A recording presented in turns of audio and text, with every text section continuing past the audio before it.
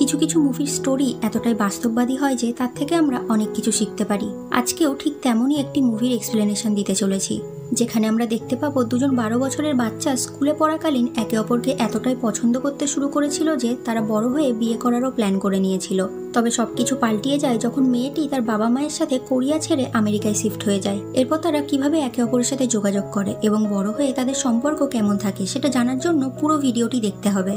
মুভির শুরুতেই দেখানো হয় 24 বছর আগের ঘটনা। দেখা যায় 12-13 বছর বয়সী দুটি ছেলে মেয়ে স্কুল থেকে ফিরছে।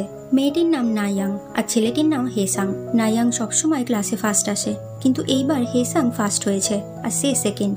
সেই জন্য তার অনেক মন খারাপ ছিল। হেসাং তাকে বলে, প্রত্যেকবার তুমি যখন ফার্স্ট হও তখন তো আমি কান্না করি না, তাহলে তুমি কেন কাঁদছো? এই বলে সে সেখান থেকে চলে যায়। পরের সিনে দেখানো হয় নাইয়াং এর বাবা মা তার আর তার বোনের জন্য নতুন নাম ঠিক করছে, কারণ তারা খুব তাড়াতাড়ি কোরিয়া ছেড়ে আমেরিকায় শিফট হয়ে যাবে। নাইয়াং এর বাবা তার নাম দেয় নোরা। এবার নাইয়াং আর তার মা কথা বলছিল। তার মা তাকে জিজ্ঞাসা করে সে কি স্কুলে কাউকে পছন্দ করে। তখন নাইয়াং হেসাং এর কথা তার মাকে জানায় আর বলে সে বড় হয়ে তাকেই বিয়ে করতে চায়। তখন তার মা তাকে জিজ্ঞাসা করে সে কি হেসাং এর সাথে ডেটে যেতে চায়। নাইয়াং খুশি হয়ে হ্যাঁ বলে।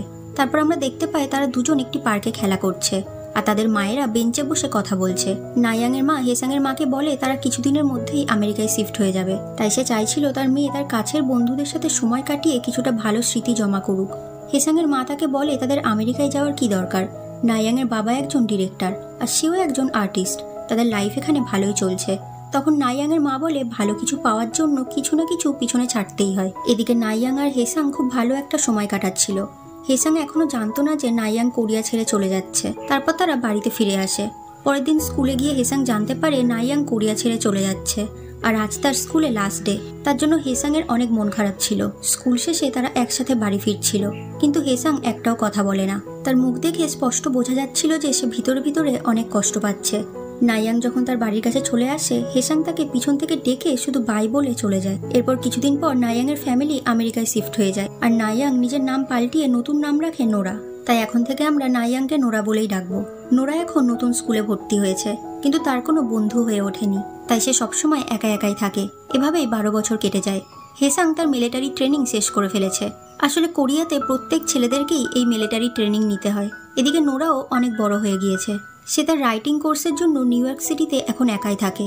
একদিন নোরা তার মায়ের সাথে ফোনে কথা বলছিল, যেখানে নোরা তার মার কাছে তার পুরনো কোরিয়ান বন্ধুদের ব্যাপারে জিজ্ঞাসা করে তাদেরকে ফেসবুকে অ্যাড করছিল। সে বলে একবার সে ছোটবেলায় একটা ছেলের সাথে ডেটে গিয়েছিল, তার নাম কি? তার মা বলে ছেলেটার নাম হেসাং ছিল। তখন সে ফেসবুকে হেসাংকে খুঁজতে থাকে।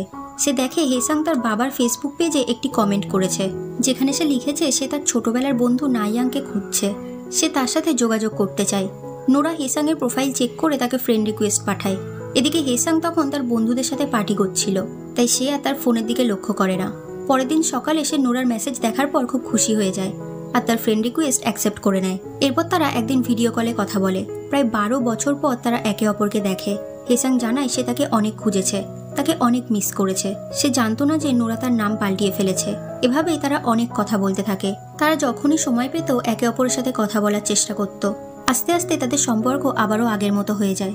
তারা দুজনেই দুজনের সাথে দেখা করতে চাইছিল, তাই নোরা হেসাংকে নিউ ইয়র্কে আসতে বলে আর হেসাং ও নোরাকে কোরিয়াতে আসতে বলে। কিন্তু তাদের দুজনার কেউই এখন দেখা করতে আসতে পারবে না, কারণ হেসাং নতুন ল্যাঙ্গুয়েজ শেখার জন্য চায়না চলে যাচ্ছে আর নোরাও রাইটিং এর কাজে কিছুদিনের জন্য বাইরে যাচ্ছে। তবুও তারা বেশ কিছুদিন ভালোভাবে কথা বলে, কিন্তু কাজের চাপে আর টাইম ডিফারেন্সের কারণে তাদের কথা বলা আস্তে আস্তে কমে যেতে থাকে। একদিন হঠাৎ নোরা হেসাংকে ভিডিও কল করে বলে তাদের কথা বলা এখন বন্ধ করে দেওয়া উচিত, কারণ এইসবের জন্য সে তার রাইটিংয়ে মন দিতে পারছে না। সে কোরিয়া ছেড়ে এতদূর এসেছে কিছু করার জন্য, তাই সে খালি হাতে কোরিয়া ফিরতে পারবে না। এছাড়াও তারা নিজেদের ক্যারিয়ারের জন্য একে অপরের সাথে দেখা করতেও পারবে না। তাহলে তাদের এই সম্পর্কের অর্থটা কি? তারা কোনো কারণ ছাড়া কেন এইভাবে কথা বলতে থাকবে?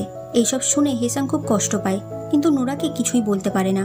এত বছর পর সে তার ভালোবাসার মানুষটাকে ফিরে পেয়েও সে আবারও তাকে হারিয়ে ফেলে। তবে এরপরও তারা দুজনকে খুব মিস করছিল। কিছুদিন পর নোরা একটি রাইটার রেসিডেন্সিতে আসে, যেখানে তার মতো আরও অনেক রাইটার এসেছে। আর হেসাং চলে আসে চায়নাতে। সেখানে তার সাথে একটি মেয়ের পরিচয় হয়। হেসাং তার সাথে ডেট করা শুরু করে। এদিকে নোরার সাথেও আর্থার নামের একটি রাইটারের পরিচয় হয়। সেও তার সাথে সম্পর্কে জড়িয়ে পড়ে। এরপর 12 বছর কেটে যায়। নোরা আর আর্থার বিয়ে করে নিয়েছে। তারা দুজন এখন প্রতিষ্ঠিত রাইটার। তারা খুব সুখে আছে।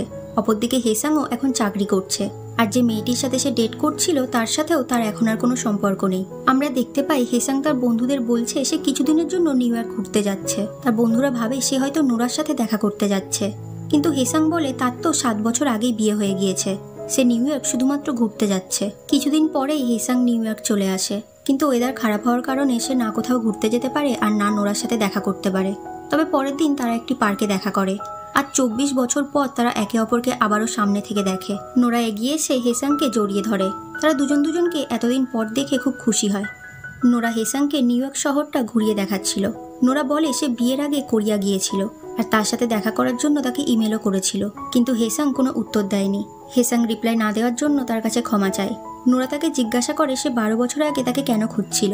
হেসাং জানায় ছোটবেলায় হঠাৎ করেই সে তাকে ছেড়ে চলে গিয়েছিল, তারপর সে তাকে অনেক মিস করেছিল, তাই সে বারবার তাকে খোঁজার চেষ্টা করছিল। নোরা বলে তখন তারা অনেক ছোট ছিল। হেসাং বলে 12 বছর আগেও কি আমরা ছোট ছিলাম?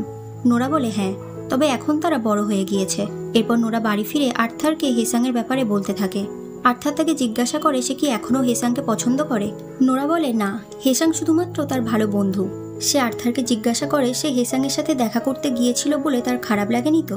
আর্থার বলে না, হেসাং এত দূর থেকে তোমার সাথে দেখা করতে এসেছে, তাই আমি তোমাকে বারণ করতে পারি না। রাতে আর্থার নোরাকে বলে আমাদের গল্পটা খুবই বোরিং। আমাদের দেখা হওয়ার পর আমরা জানতে পারলাম আমরা একই শহরে থাকি, তাই রেন্ট বাঁচানোর জন্য আমরা একসাথে থাকা শুরু করলাম। আমরা বিয়েটাও তাড়াতাড়ি করে নিলাম যাতে তুমি গ্রিন কার্ড পেয়ে যাও। কিন্তু তোমার আর হেসাংয়ের গল্পটা বেশি ভালো, যেখানে ছোটবেলার দুজন ভালোবাসার মানুষ 24 বছর পর আবারও দুজনকে দেখছে। নোরা বলে সে এত কিছু ভাবতে চায় না, সে শুধু এটুকু জানে যে এখন এটাই তার লাইফ আর সে এটাতে অনেক হ্যাপি আছে। পরের দিন নোরা আর হেসাং আবারও ঘুরতে যায়। তখন নোরা তাকে তার বিয়ের ছবিগুলো দেখায়। হেসাং ছবিগুলো দেখে মনে মনে অনেক কষ্ট পায়, কিন্তু তাকে কিছু বলতে পারে না। রাতে নোরা হেসাংকে নিয়ে তার বাড়িতে আসে আর আর্থারের সাথে তার পরিচয় করিয়ে দেয়। তারপর তারা 3 জন মিলে একটি রেস্টুরেন্টে আসে। হেসাং ইংলিশ জানতো না, তাই সে পুরোটা সময় কোরিয়ান ভাষাতেই কথা বলছিল। আর্থার আবার কোরিয়ান বুঝতে না পারায় নোরা তাকে ট্রান্সলেট করে দিচ্ছিল। কিন্তু একটা সময়ের পর আর্থার পুরো একা হয়ে যায়, কারণ নোরা আর হেসাং একে অপরের সাথেই কথা বলে যাচ্ছিল আর আর্থার তাদের কোনো কথাই বুঝতে পারছিল না। হেসাং এবার নোরাকে তার সব মনের কথা বলে দেয়। সে বলে আমি তোমাকে অনেক মিস করেছি। যদি ছোটবেলায় তুমি কোরিয়া ছেড়ে না আসতে বা 12 বছর আগে যদি আমি চায়না না গিয়ে তোমার সাথে নিউ ইয়র্ক দেখা করতে আসতাম, তাহলে কি আজ আমরা একসাথে থাকতাম? আমরা কি বিয়ে করতাম? নোরা বলে তুমি যে ছোট মেয়েটিকে চিনতে সে এখন আর এখানে নেই, তা বলে এই না যে তার কোনো অস্তিত্ব ছিল না। সে যে নাইয়াংকে ভালোবেসেছিল তাকে 24 বছর আগে তার কাছেই ছেড়ে এসেছে। কিছুক্ষণ পর নোরা ওয়াশরুম গেলে হেসাং আর্থারের কাছে ক্ষমা চায়, কারণ সে আর নোরা কথা বলার কারণে আর্থার একা পড়ে গিয়েছিল। আর্থার তাকে বলে তার সাথে কথা বলে তার ভালো লেগেছে, আর নোরাও তাকে এতদিন পর দেখে খুব খুশি হয়েছে। এবার হেসাংয়ে যাওয়ার সময় হয়ে গিয়েছিল। সে আজ কোরিয়া ফিরে যাচ্ছে, তাই নোরা তাকে এগিয়ে দিতে যায়। তারা ট্যাক্সির জন্য ওয়েট করছিল। তখন একে অপরকে দেখতে থাকে। তাদের মনে অনেক কথা জমে, কিন্তু কিছুই যেন বলতে পারছে না। দেখতে দেখতে ট্যাক্সিও চলে আসে। হেসাং নোরাকে জড়িয়ে ধরে, তারপর তাকে বিদায় জানিয়ে সেখান থেকে চলে যায়। নোরা বাড়ি ফিরে গিয়ে দেখে আর্থার দরজার বাইরে তার জন্য দাঁড়িয়ে আছে। তাকে দেখে সে কান্নায় ভেঙে পড়ে। আর্থার তাকে ঘরে নিয়ে যায়। এদিকে হেসাংও কোরিয়া ফিরে আসে, আর এখানেই মুভিটি শেষ হয়ে যায়।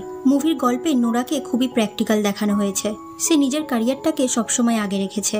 আবার হেসাংয়ের ক্যারেক্টার থেকে বোঝানো হয়েছে একটা মানুষ আর একটা মানুষকে ঠিক কতটা ভালোবাসতে পারে। ঠিক তেমনই আর্থারকে দেখে বোঝা যায় স্বামী স্ত্রীর মধ্যে কতটা বিশ্বাস থাকা দরকার। মুভিটি খুব সাধারণ হলেও এর গভীরতা অনেক। আজকের এক্সপ্লেনেশন ভালো লেগে থাকলে লাইক, কমেন্ট, শেয়ার এবং সাবস্ক্রাইব করতে ভুলবেন না। আজ তাহলে এখানেই বিদায় নিচ্ছি। দেখা হবে পরের কোনো ভিডিওতে।